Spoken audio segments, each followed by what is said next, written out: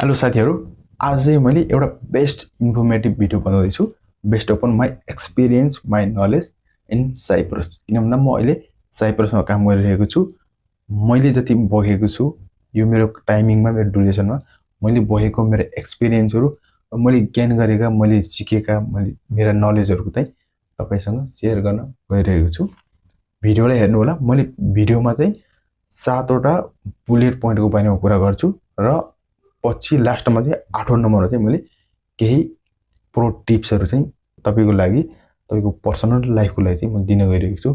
यदि तपाई साइप्रस आउँदै हुनुहुन्छ, तपाई आउने सोचमा हुनुहुन्छ, साइप्रसमा काम गर्न चाहनुहुन्छ भने यो भिडियो तपाईको लागि एकदमै हेल्पफुल हुन सक्छ। किन भन्दा म यहाँ आउनुभन्दा अगाडि पनि मैले धेरै सोशल साइटहरुमा, फेसबुकमा, इन्स्टाग्राममा हैन अनि युट्युबमा चाहिँ यहाँको बारेमा धेरै भिडियोहरु हेरेको थिए, खोजेको थिए। मैले चाहिँ केही बुलेट पोइन्टको आधारमा चाहिँ मैले तपाईलाई गाइड गर्न र मैले मेरो एक्सपिरियन्स शेयर गर्न गइरहेको छु। र यो भिडियो चाहिँ तपाई वैदेशिक रोजगारमा दुनियाको कुनै पनि देशमा जाँदै हुनुहुन्छ इन्फर्मेटिभ भिडियो हुन सक्छ है। नम्बर 1 मा जियोग्राफी। तपाई दुनियाको कुनै पनि देशमा जाँदै हुनुहुन्छ भने तपाईलाई पहिला चाहिँ त्यो देशको जियोग्राफीको बारेमा तपाईलाई थाहा हुनुपर्छ। र साइप्रसको जियोग्राफी कुरा गर्दा चाहिँ यो साइप्रस चाहिँ एउटा मेडिटेरियन कन्ट्री हो। मेडिटेरियन एउटा आइसल्यान्ड एउटा सानो टापु देश हो जहाँको क्षेत्रफल चाहिँ करिब 9100 स्क्वायर किलोमिटर रहेको छ र भूमध्य सागरमा भएको एउटा सानो टापु देश हो, आइसल्यान्ड हो साइप्रस। साइप्रस भित्र नि यो दुईटा देशहरु छन्। साइप्रस चाहिँ सन् 1960 मा ब्रिटिसबाट चाहिँ यो स्वतन्त्र भएको थियो र त्यहाँ स्वतन्त्र भइसकेपछि यो देश चाहिँ दुईटा देशमा चाहिँ डिभाइड भयो। एउटा छ नर्थर्न साइप्रस जसलाई चाहिँ टर्कीले हेर्छ अनि एउटा छ साउथर्न साइप्रस। यो दक्षिणतिरको भागलाई नि रिपब्लिक अफ साइप्रस भन्छ। दुनियाले साइप्रस भनेर हामीले चिन्ने भनेको यो साइप्रसको यो दक्षिणी भागको देशलाई हो जसमा रिपब्लिक अफ साइप्रस पनि भनेर चिनिन्छ। अब आयो हाउ टु अप्लाई कसरी गर्ने त नेपालबाट आउँदा। फर्स्ट अफ अल तपाई कुनै पनि देशमा जानको लागि तपाईसँग एउटा भ्यालिड पासपोर्ट त हुनै पर्छ हैन। अनि यहाँ आउनको लागि तपाई पासपोर्ट भइहाल्यो अनि तपाईको एउटा सिभी हुनु पर्यो, स्ट्रङ युरोपा सिभी हुनु पर्यो, तपाई काम गरेको एक्सपिरियन्स हुनु पर्यो, तपाईको नलेज हुनु पर्यो हैन। अनि तपाईले एउटा मेन पावर देखि अप्लाई गर्न सक्नुहुन्छ र तपाईको सबै डकुमेन्ट ठीक छ, तपाईको स्किल छ, तपाई नलेजेबल हुनुहुन्छ हैन भने तपाईको इन्टरभ्यु हुन्छ एजेन्टसँग। इन्टरभ्यु भइसकेपछि यदि तपाई इन्टरभ्युमा पास हुनुभयो भने र उले एक्सेप्ट गर्यो भने चाहिँ तपाईलाई यहाँदेखि अफर लेटर पठाउँछ एजेन्टले। अनि तपाईको अफर लेटरमा तपाईको सम्पूर्ण कुराको मेन्सन गरे हुन्छ। तपाईको काम, तपाईको कुन होटल, कुन रेस्टुरेन्ट हो तपाईको हैन, अनि तपाईको कुन स्यालेरी कति छ, तपाईको फुड एन्ड अकोमोडेसनको बारेमा, तपाईको इन्स्योरेन्सको बारेमा, तपाईको टिकट्सको बारेमा, तपाईको वर्किङ आवरको बारेमा सम्पूर्ण चाहिँ तपाईको अफर लेटरमा मेन्सन हुन्छ। यो अफर लेटरको बारेमा चाहिँ मैले पछि पनि केही कुरा भन्छु है। अनि तपाई अफर लेटर एक्सेप्ट गरेर तपाई एजेन्टलाई पठाइसकेपछि फाइनल्ली तपाईको भिजा प्रोसेस सुरु हुन्छ। अनि तपाईको केही दिनपछि या केही महिनापछि तपाईको भिजा आउँछ र भिजा इस्यु भएको दिनदेखि तपाईको 3 महिना भित्र तपाई साइप्रस आउनु पर्ने हुन्छ। यानी कि तपाई एउटा वर्क परमिट मिल्छ साइप्रस आउनको लागि जसको भ्यालिडेसन चाहिँ 3 महिनाको हुने गर्छ। अनि तपाई फाइनल्ली साइप्रस आउनुहुन्छ। अब तेस्रो नम्बरमा कुरा गरौँ कस्ट एन्ड स्यालेरीको बारेमा। कस्ट चाहिँ तपाईको मेन पावर अनुसार फरक हुन्छ। कसैले चाहिँ अलि कम लिनुहुन्छ, कसैले अलि धेरै लिनुहुन्छ। तपाईले कस्टिङको बारेमा चाहिँ तपाईले मेन पावरसँग नेगोसिएसन नि गर्न सक्नुहुन्छ है। कस्टिङ चाहिँ यति नै भन्ने चाहिँ हुँदैन एक्ज्याक्टली। कसैले 8 लाख तिरेर आउनु भएको छ, कसैले 8.5 लाख, कसैले 9 लाख, कसैले 10 लाख पनि तिर्नु भएको छ, कसैले 10 लाख भन्दा धेरै पनि तिर्नु भएको छ भन्ने सुनिन्छ। यो कस्टिङ चाहिँ मान्छे अनुसार र मेन पावर अनुसार एकदमै फरक हुने गर्छ। अब कुरा गरौँ स्यालेरीको। स्यालेरी चाहिँ तपाईको जब टाइटल, तपाईको एक्सपिरियन्स, तपाईको नलेज र तपाईको मेनली तपाईको नेगोसिएसन स्किलमा चाहिँ भर पर्छ है। हामीले के गर्छौं भन्दा अफर लेटर पाइसकेपछि हामीले त्यसलाई तुरुन्तै एक्सेप्ट गरेर पठाउँछौं। त्यस्तो नगर्नु होला। किनभने तपाईसँग स्किल छ, तपाईसँग नलेज छ, तपाईकोसँग राम्रो एक्सपिरियन्स छ भने चाहिँ तपाईले स्यालेरीको बारेमा चाहिँ तपाईको एजेन्टसँग चाहिँ तपाईले नेगोसिएसन गर्न सक्नुहुन्छ। जति तपाईले नेगोसिएसन गर्ने हो तपाईले नेपालमै गर्ने हो। यहाँ आइसकेपछि तपाईको होटलसँग तपाईले स्यालेरीको बारेमा नेगोसिएसन गरेर चाहिँ तपाईको स्यालेरी बढ्ने चान्स चाहिँ एकदमै कम हुन्छ। त्यही भएर तपाईसँग राम्रो एक्सपिरियन्स छ, तपाईसँग राम्रो नलेज छ भने तपाईले चाहिँ पहिले यहाँ आउनुभन्दा अगाडि नै स्यालेरीको बारेमा नेगोसिएसन गर्नुभयो भने यो तपाईको लागि एकदमै राम्रो। हामी टाइप अफ वर्कको बारेमा यहाँ चाहिँ दुई क्याटेगोरीका मान्छेहरू चाहिँ आउने गर्नुहुन्छ। नम्बर 1 मा डोमेस्टिक वर्कर, जो चाहिँ कृषि क्षेत्रमा अनि फेरि घर खातामा धेरै दिदी बहिनीहरू चाहिँ घर खातामा आउनुहुन्छ, उहाँहरूलाई नि डोमेस्टिक वर्कर भनिन्छ। उहाँहरूको कस्टिङ, उहाँहरूको स्यालेरी अलिक फरक हुने गर्छ। अनि अर्को छ हाम्रो हस्पिटालिटी इन्डस्ट्री, यानि कि सर्भिस क्षेत्रमा चाहिँ यो देश चाहिँ एकदमै टुरिस्ट आउने, घुम्ने आउने, पर्यटन क्षेत्रको चाहिँ पर्यटन व्यवसायमा चाहिँ एकदमै अगाडि भएको देश हो साइप्रस। यो आइसल्यान्डमा चाहिँ जति पनि उत्तरी ध्रुवका कन्ट्रीहरू छन्, जस्तो ब्रिटिस भयो, फिनल्यान्ड भयो, हैन, डेनमार्क भयो लगायतका अरू देशहरू, जर्मनी भयो, फ्रान्स भयो, युरोपका यो उत्तरी ध्रुवका बेसिकली उत्तरी ध्रुवका देशका मान्छेहरू चाहिँ साइप्रस आउने गर्छन्। समर टाइममा बेसिकली एकदमै बिजी हुने गर्छ, किन भन्दा यो समरमा यहाँ एकदमै ड्राई हुन्छ। हस्पिटालिटी इन्डस्ट्रीमा नि दुई क्याटेगोरीको हुन्छ।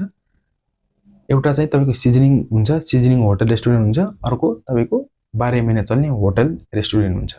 तपाई कुनमा आउनुहुन्छ तपाईको आफ्नो चोइस हो र तपाईको सम्पूर्ण कुरा चाहिँ तपाईको अफर लेटरमा मेन्सन हुन्छ। सिजनिङमा आउनुहुन्छ भने तपाईको 9 महिनापछि घर जानुपर्ने हुन्छ, तपाईको मेन्सन गरे हुन्छ त्यही तपाईको अफर लेटरमा।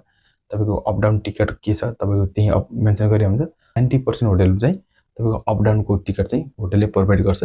12 महिना चल्ने होटल रेस्टुरेन्टमा आउनुभयो भने चाहिँ तपाईको अफर लेटरमा सम्पूर्ण कुरा मेन्सन हुन्छ।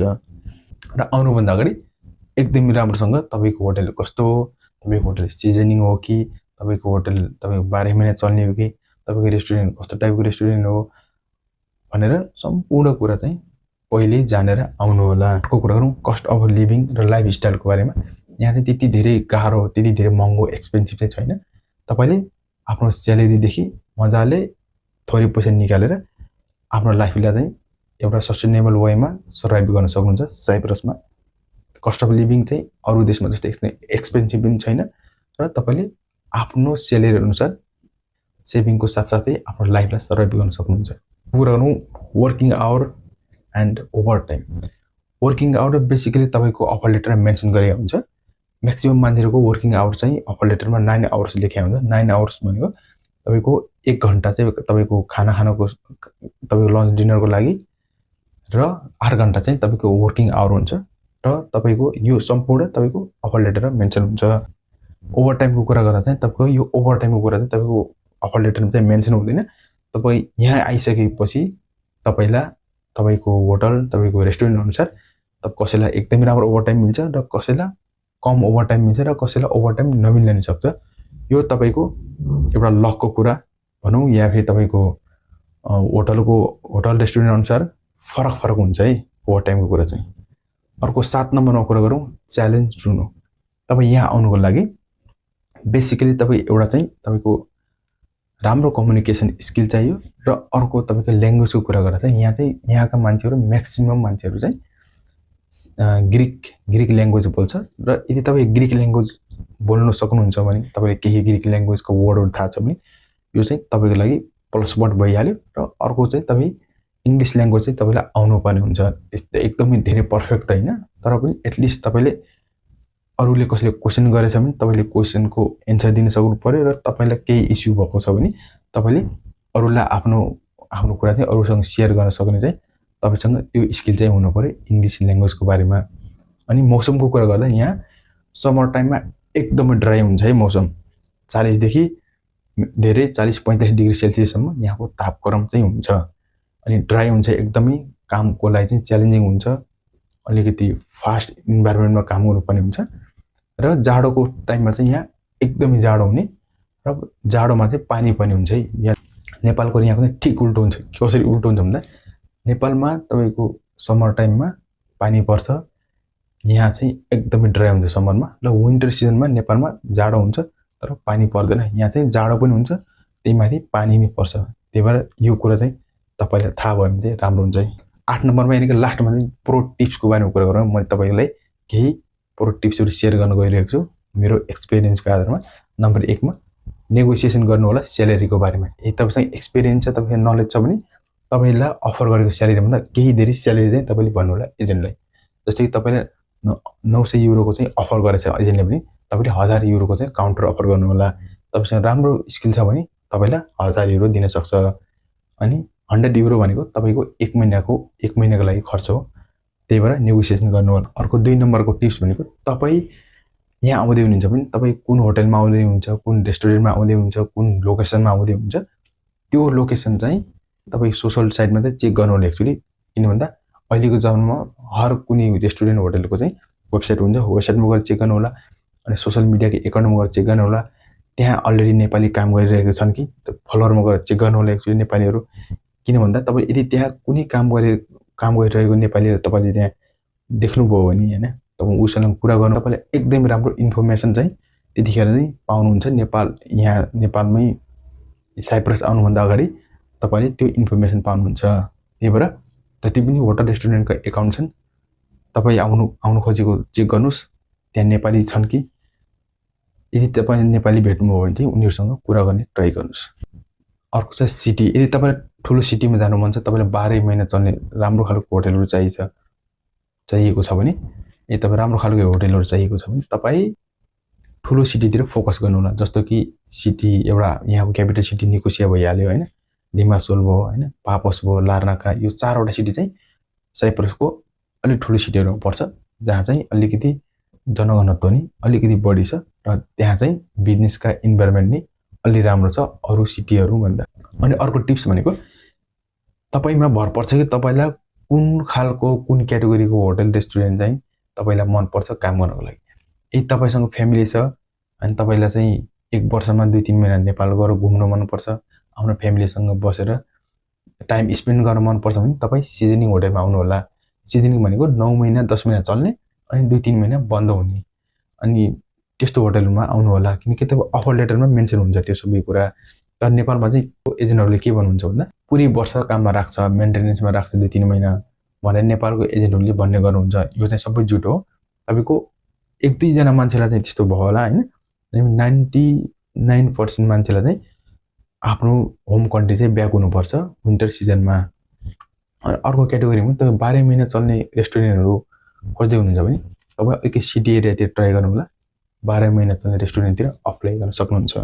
र धेरै मान्छेहरुको क्वेशन आउने गर्छ कि होटलमा जाने कि रेस्टुरेन्टमा राम्रो हुन्छ कि होटलमा राम्रो हुन्छ कि भनेर सोध्नुहुन्छ। यो चाहिँ बेस्ट अन तपाईको होटलको पोलिसी हैन, होटलको म्यानेजमेन्ट सिस्टम, रेस्टुरेन्टको पोलिसी, रेस्टुरेन्टको म्यानेजमेन्ट सिस्टममा डिपेन्ड गर्छ। र चाहिँ के प्रिफर गर्छ भन्दा यदि तपाई एफएनबी डिपार्टमेन्ट आउँदै हुनुहुन्छ भने तपाई चाहिँ आला कार्ट रेस्टुरेन्ट, फाइन डाइन रेस्टुरेन्टतिर आउनु होला। यहाँ चाहिँ तपाईको एकदम इन्कम राम्रो हुने चान्स चाहिँ एकदम धेरै हुन्छ है। तपाईलाई भिडियो कस्तो लाग्यो? यदि तपाई भिडियो राम्रो लाग्यो भने च्यानललाई सब्स्क्राइब गरिदिनु होला, लाइक कमेन्ट गरिदिनु होला। र यदि तपाई कोही साथीहरु साइप्रसमा आउँदै हुनुहुन्छ भने उहाँको लागि चाहिँ यो भिडियो चाहिँ पठाइदिनु होला।